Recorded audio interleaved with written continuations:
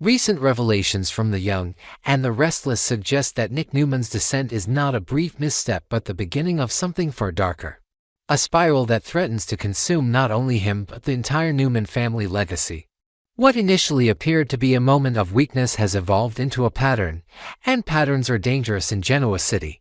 Nick Newman has always prided himself on being the steady son, the one who stood slightly apart from Victor's ruthless instincts yet still carried the Newman name with strength. Now that image is cracking. The moment he reached for that bag of fentanyl, the trajectory shifted. It was not merely about pain relief. It was about escape. Physical agony from his injured leg may have justified the first dose in his mind, but what followed was less about healing and more about numbing something deeper. Something psychological and unresolved. The pills are no longer a temporary crutch. He consumes them recklessly, almost mechanically, as though daring the world to notice or perhaps hoping no one will. The speed at which he is taking them signals denial, and denial is always the first symptom of something catastrophic. The irony is that Nick has spent years judging the destructive behaviors of others, believing himself more self-aware, more disciplined, more capable of resisting temptation. Yet addiction does not discriminate based on family name or personal history. It seeps in quietly, disguising itself as necessity, then tightens its grip before anyone fully understands the cost. What makes this unraveling more troubling is the environment surrounding him. The Newman family is built on control, power, and image. Weakness is not tolerated, let alone broadcast. Nick knows this. That knowledge alone fuels secrecy. He avoids extended hospital care, not only because he resents vulnerability but because staying would mean oversight, prescriptions, accountability. Instead, he rushes out before proper recovery, convincing himself that he can manage the pain independently. The leg injury becomes a convenient excuse, but the real wound is pride. Sharon senses it immediately. Sharon Newman recognizes the danger in how quickly he is swallowing those pills, how detached he appears, how irritation flares when questioned. Her concern is not nagging, it is instinct. She has witnessed self-destructs before, both in others and in herself. She understands the signs, the defensive tone, the hollow reassurances, the subtle shifts in personality. Yet even she underestimates how far this may go. Nick insists he does not need supervision. He insists he can stop any time. He insists that pain demands relief, but the absence of a legitimate prescription means he must find supply elsewhere, and that is where the true danger begins. Once addiction intersects with secrecy and desperation, morality bends. Nick has resources, yes, but using Newman money to fund illegal acquisition would raise suspicion. So he begins maneuvering quietly, tapping into contacts he should not have, making decisions that feel smaller than they are. Each step seems temporary, manageable, reversible. That is the illusion addiction thrives on. As the dependency deepens, its impact radiates outward. The Newman family has survived corporate wars, kidnappings, betrayals, even presumed deaths. But internal decay is harder to fight because it hides beneath the surface. Victor senses something off before he identifies the cause. Nicky notices mood swings and distraction. Victoria questions Nick's judgment in business conversations. His once sharp instincts dull slightly, just enough to alter timing, to miss nuance, to react impulsively. In the world of high-stakes corporate maneuvering, hesitation or volatility can cost millions. If Nick continues down this path, he will not simply endanger himself, he will destabilize the family empire. Addiction isolates, and isolation erodes trust. When Nick begins concealing financial transactions or disappearing at odd hours, suspicion grows. Yet confronting him directly risks explosion. The Newman patriarch does not respond gently to weakness. If Victor discovers the fentanyl issue abruptly, his reaction could be forceful, even humiliating, pushing Nick further into secrecy rather than toward recovery. That is the tragedy forming at the edges of this storyline. The very family that could save him may also drive him deeper into hiding. Complicating matters further is the looming threat of exposure. Matt Clark is not a man who overlooks opportunity. If he discovers Nick's stash or uncovers evidence of illegal acquisition, the leverage would be immense. Blackmail becomes inevitable. Matt could demand silence about his whereabouts, force Nick into complicity, or manipulate him into corporate sabotage. Addiction weakens resolve. Blackmail exploits it.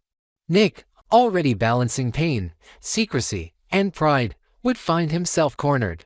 The humiliation of being exposed as an addict, especially to his father, might feel worse than any criminal entanglement. That psychological vulnerability is precisely what someone like Matt could weaponize. The pills then transform from escape into chains. Nick might rationalize compliance as temporary, telling himself he will fix everything once he stabilizes, once he quits, once he regains control. But addiction delays clarity. Each demand from Matt would tighten the trap, drawing Nick further away from redemption and closer to irreversible damage. The most devastating aspect of this arc is its inevitability. Addiction rarely improves before it worsens.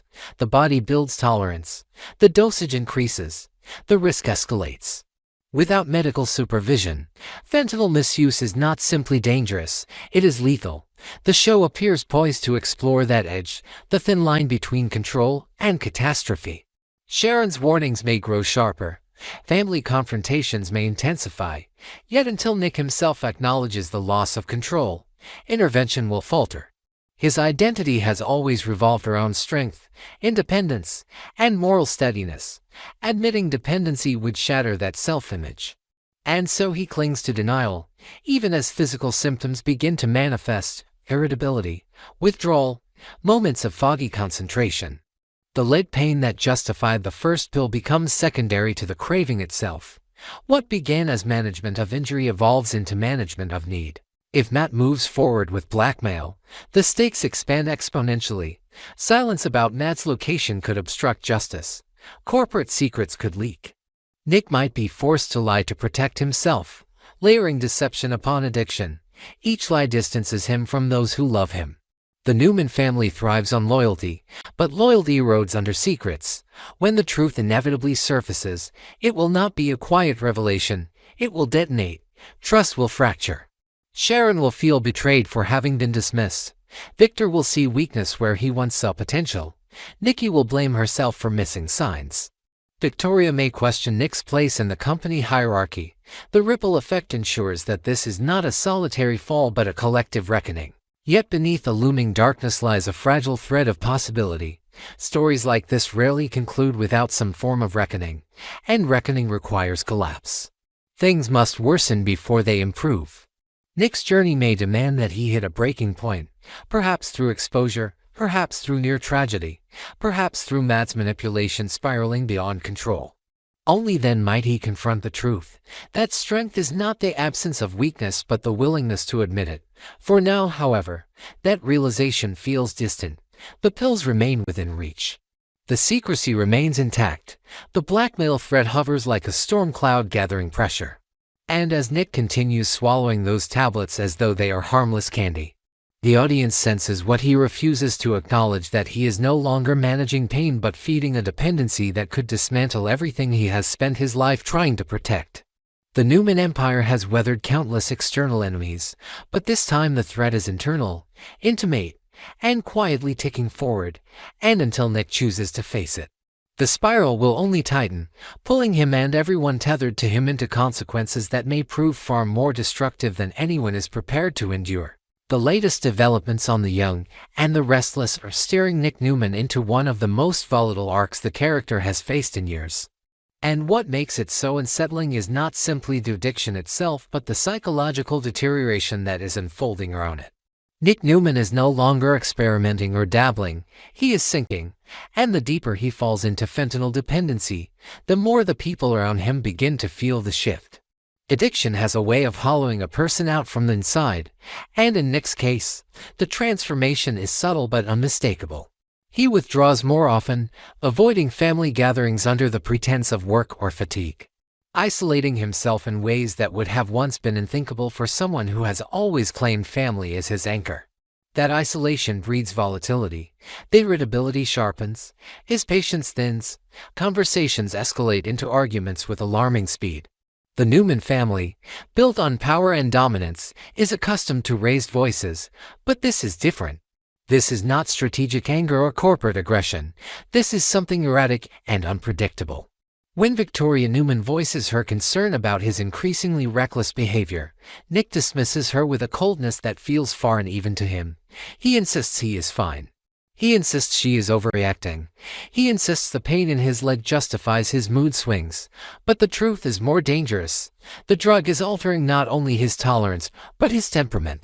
The more dependent he becomes, the more fragile his control grows. What intensifies the tension is his sudden fixation on destroying Phyllis Summers. Nick's vow to eliminate her from his life, to ruin her if necessary, rings hollow against the history they share. Their bond has always been complicated, layered with passion, betrayal, loyalty, and an almost magnetic pull that refuses to dissolve completely. Even when they have stood on opposite sides of conflict, there has always been a current of understanding beneath the surface. For Nick to turn that fury so sharply against her suggests something deeper than strategic anger. It feels impulsive, chemically fueled, disproportionate. Phyllis, for all her flaws, knows Nick intimately. She recognizes his tells, his defensive posture, the slight tremor in his voice when he is hiding something. She has seen him spiral before, though never quite like this. If anyone could sense that his rage is not rooted solely in betrayal but in something internal and destabilizing, it would be her. The irony is piercing. The very woman he swears to destroy may become the one who realizes he is destroying himself. It is entirely plausible that Phyllis could align with Sharon Newman despite their long and bitter rivalry. Sharon, too, sees the cracks forming. She notices the defensive deflections, the way Nick avoids sustained eye contact, the subtle signs of chemical interference in his demeanor. Sharon understands addiction's shadows, understands the way pride can mask desperation. If Phyllis were to approach her not as an adversary but as a co-conspirator in saving Nick, the alliance would be uneasy yet powerful. To women who have loved him differently, fought over him relentlessly, and resented each other for years could find themselves united by fear. Fear that the man they once trusted is slipping beyond reach. Fear that his anger is not targeted at them but at something festering inside him. The question is whether Nick would allow himself to be saved, or whether his pride and paranoia would interpret their concern as betrayal. Meanwhile, the specter of violence looms heavily over this trajectory. Matt Clark remains a volatile catalyst. The blackmail dynamic is combustible enough on its own, but when layered with fentanyl dependency, it becomes lethal. Nick is not thinking clearly. His judgment is clouded by both chemical dependency and escalating rage. Matt's leverage threatens to expose him, humiliate him before his father, dismantle his credibility within Newman Enterprises. The pressure cooker tightens. In a moment of intoxicated fury, it is entirely conceivable that Nick could lose control. Addiction lowers inhibition. Anger amplifies impulse. If Matt pushes too far, mocks him, or escalates the blackmail, a confrontation could spiral into physical violence with irreversible consequences. A shove, strike, a fall. Sometimes tragedy does not require premeditation, only a moment of compromised judgment. The horrifying possibility that Nick could kill Matt in a drug-fueled rage is not melodrama. It is a logical extension of his current instability. Equally terrifying is the other potential outcome. Self-destruct rather than outward violence. Nick's tolerance is rising. The dosage increases incrementally, almost imperceptibly at first. He knows fentanyl's potency. He understands its lethal reputation. Yet knowledge does not equal control. The body adapts, demanding more for the same relief. If Matt is his source, desperation could drive Nick to secure a larger supply, rationalizing that he will taper off once the leg heals, once the blackmail ends, once the chaos subsides. But addiction does not wait for convenient timing. One miscalculated dose, one pill taken too soon after another, could push his system into shock. An overdose would not simply be a personal crisis, it would devastate the Newman family, forcing them to confront not just addiction but their collective blindness. Victor would rage against himself for missing the signs. Nikki would crumble under guilt. Victoria would replay every dismissed warning.